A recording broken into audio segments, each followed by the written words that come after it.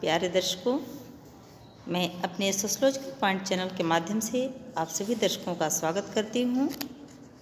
और आज हम लोग शिक्षा के ऊपर चर्चा करेंगे कि वास्तव में शिक्षा क्या है, इसके कितने प्रकार होते हैं, सामाजिक नियंत्रण में शिक्षा का क्या रोल है, क्या भूमिका है, शिक्षा के कारण हमारे समाज को कैसे प्रतिबंधित किया जा सकता है, कैसे समाज का विकास होता है। तो आइए जानते हैं कि शिक्षा क्या है। इसके पहले जो लोग अभी तक चैनल को सब्सक्राइब नहीं किए हैं, सब्सक्राइब कर लें तथा कमेंट बॉक्स में कमेंट भी करें कि आपको वीडियो कैसी लगी। तो आइए आज चर्चा करते हैं शिक्षा के बारे में कि शिक्षा क्या है। शिक्षा वास्तव में एक निरंतर चलने वाली सामाजिक प्रक्रिया है। वैसे तो शिक्षा सीखने की प्रक्रिया का नाम है। शिक्षा के अंतर्गत सीखा जाता है कुछ न कुछ चीज़ों को। यह एक सतत निरंतर चलने वाली एक सामाजिक प्रक्रिया है जिसमें रहकर व्यक्ति का व्यक्तित्व निर्माण होता है और उसमें परिवर्तन आता है, उसका बौद्धिक विकास होता है, उसकी मानसिक और शारीरिक, अर्थात हम इस प्रकार से कह सकते हैं कि व्यक्ति का बाहरी पक्ष और आंतरिक पक्ष, बौद्धिक पक्ष अर्थात शारीरिक पक्ष और शारीरिक पक्ष, दोनों ही पक्षों का विकास होता है। तो यह है शिक्षा, जो कि हमेशा व्यक्ति का विकास करता है, उसमें निरंतर परिवर्तन लाता है।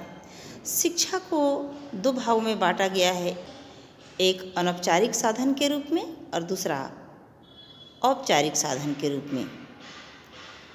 शिक्षा का औपचारिक साधन वह साधन है जिसके अंतर्गत जानबूझकर सोची समझी प्लान के तहत एक नियम का निर्माण किया जाता है, कानून का निर्माण किया जाता है, बनाया जाता है, जिसके माध्यम से व्यक्ति स्वयं का विकास करता है, अपना विकास करता है।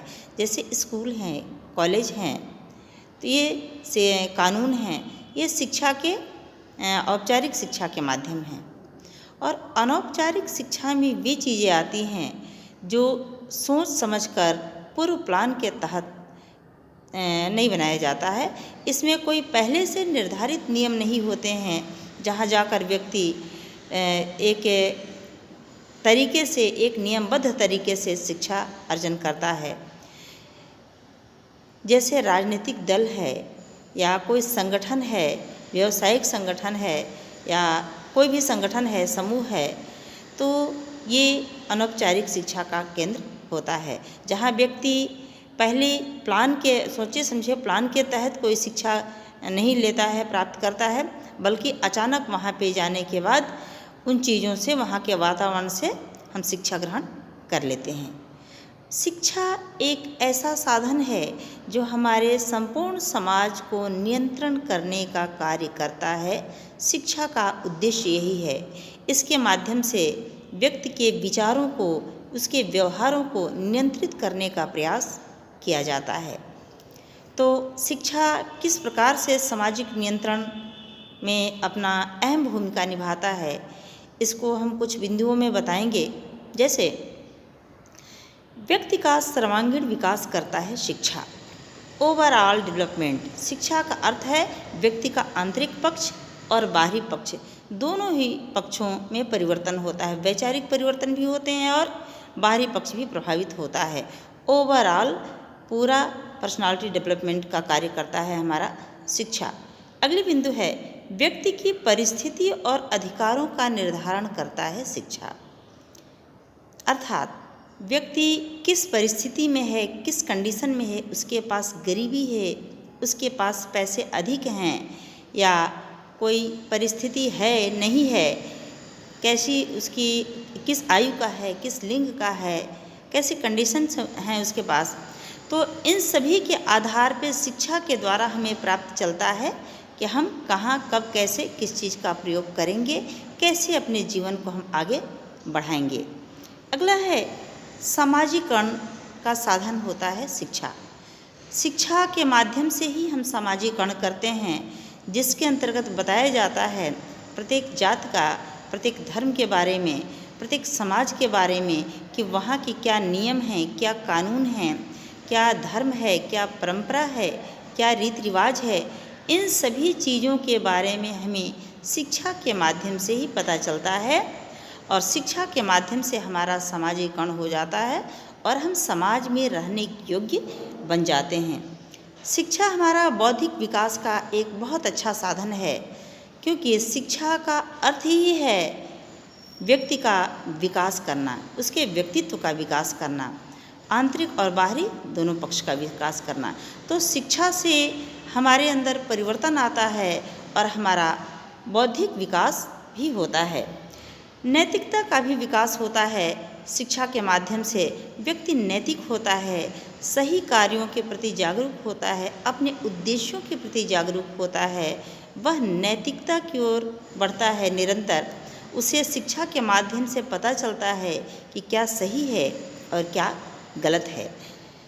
आर्थिक जीवन में भी संरक्षण प्रदान करता है शिक्षा, क्योंकि जिस व्यक्ति के पास शिक्षा नहीं है, जो व्यक्ति शिक्षा नहीं ग्रहण किया है, अनपढ़ है, वह व्यक्ति बेरोजगारी और गरीबी का शिकार हो जाता है, क्योंकि उसे अच्छे जॉब नहीं मिल पाएंगे और उसकी कंडीशंस अच्छी नहीं होंगी, उसके पास जॉब नहीं मिलेंगे तो आर्थिक समस्याएं आती रहेंगी, जिसके कारण व्यक्ति का जीवन सुखद नहीं रह पाएगा, उसका जीवन का विकास ठीक प्रकार से नहीं हो पाएगा, हमेशा उसको कठिनाइयों का सामना करना पड़ेगा, तो उसका विकास रुक सकता है।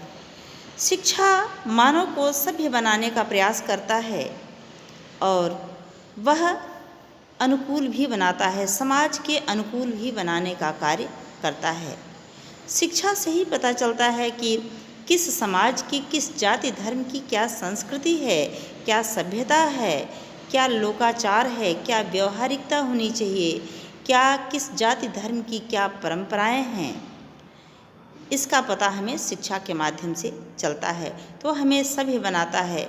शिक्षा हमें सभ्य और सुसंस्कृत बनाता है, क्योंकि इसके माध्यम से ही पता चलता है कि किस प्रकार के कार्यों के द्वारा, किस कार्य के द्वारा हमारा समाज में मान्यता हमारी बढ़ेगी और किसके द्वारा हमारी मान्यता, हमारी जो प्रतिष्ठा है वह घट जाएगी।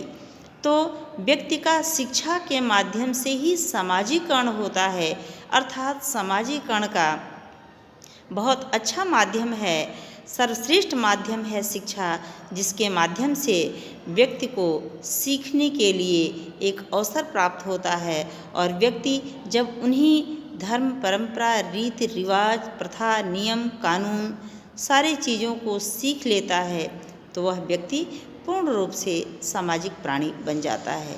तो ये है शिक्षा, जिसके माध्यम से समाज को नियंत्रित करने का प्रयास किया जाता है। धन्यवाद।